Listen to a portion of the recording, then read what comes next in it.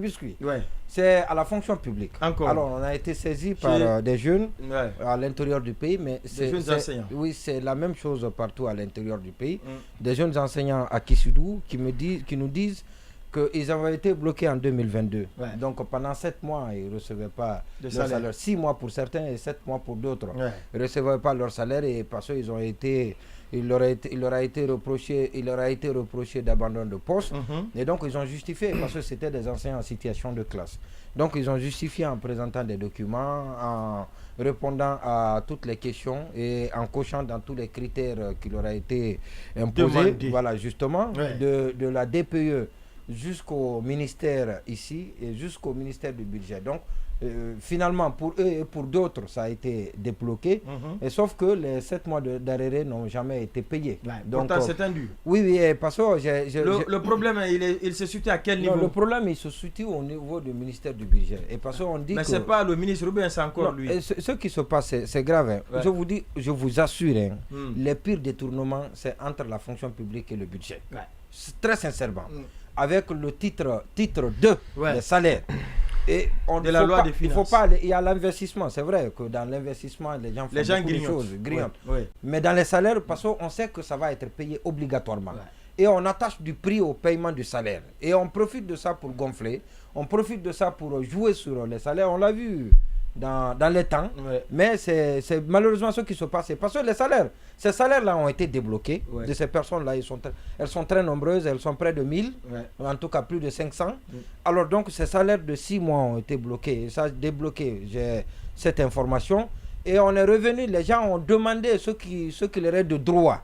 On leur dit que non, c'est beaucoup. On ne peut pas payer. Mais bon sang, bon Dieu, dites-moi. Où est le sérieux dans ça? C'est-à-dire que les gens ont travaillé. Vous confirmez à la suite des vérifications que vous avez faites que les gens ont travaillé. Alors, si cela est confirmé en principe, ils doivent être payés pour le travail qui a été effectué. Et parce que vous les avez débloqués et vous avez fait votre mea culpa, vous les avez bloqués en disant que c'est des gens qui n'ont pas travaillé. Vous les avez débloqués en faisant votre mea culpa, en se disant que les gens ont travaillé. On s'excuse auprès de ces personnes-là. Après avoir apporté toutes les preuves. Si on ne leur paye pas des dommages, mais plutôt... Leur dû. Oui, mais leur dû doit être payé. Mais jusque-là, on dit non, le montant est élevé. Et ça encore, c'est au ministère du budget. Alors, on veut me dire que c'est un acharnement contre le ministre du budget. Mais non, mais ça, c'est une réalité. Tous ces problèmes se retrouvent là-bas. Tous ces problèmes se retrouvent là-bas. Et donc, je crois que ça doit être réglé. Mais il y a aussi le cas des gens qui, sur leurs documents, on a mis qu'ils sont nés en 1800 ou 1932 là. Donc vous avez vu ça quand ça a été publié vers 1800. Et donc ça c'était des problèmes techniques qui sont arrivés et qui ont changé la date de naissance de ces fonctionnaires. Depuis, les gens ont passé toutes les étapes, ont déposé tous les dossiers de vérification. Tous les dossiers ont été déposés. Et chaque fois, voilà, vous allez voir, on les a envoyés, pour un premier temps, on les a envoyés à la billetterie. Donc on avait commencé à les payer. Après on a bloqué. Et ça, c'est Julien Yombuno. Aujourd'hui, les gens là, on dit que ce sont des fictifs. Mais dites-moi, c'est-à-dire que c'est bizarre. Il y a aussi par rapport au recrutement à la fonction publique, il y a aujourd'hui les départements ministériels, au nombre de 30 et quelques, qui sont en train d'envoyer les listes des contractuels. Non, les listes des contractuels.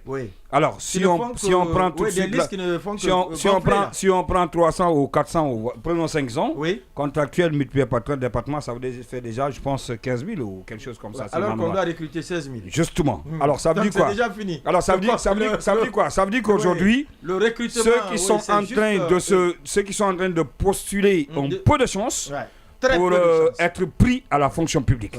Est-ce que c'est pas une manière? Ce que vous devez dire, ce que vous dites, c'est tellement important. Dans beaucoup de ministères aujourd'hui, on a procédé au gonflement des stagiaires.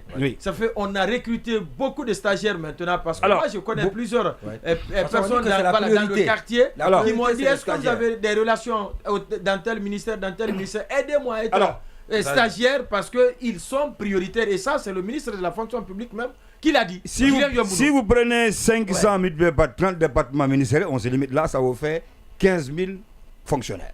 15 000 fonctionnaires alors qu'on a besoin que de 16 000. Alors, il faut faire beaucoup attention. On est en train de prendre de l'argent. Les gens sont en train de dépenser de l'argent pour les documents avec l'énergie fournie. Si demain ils vont faire l'examen, ils n'ont pas eu, on dit non, c'est les contractuellement qu'on a pris parce qu'ils ont duré dans l'administration. Ça va causer des problèmes. Ça va barrer, ça va crier.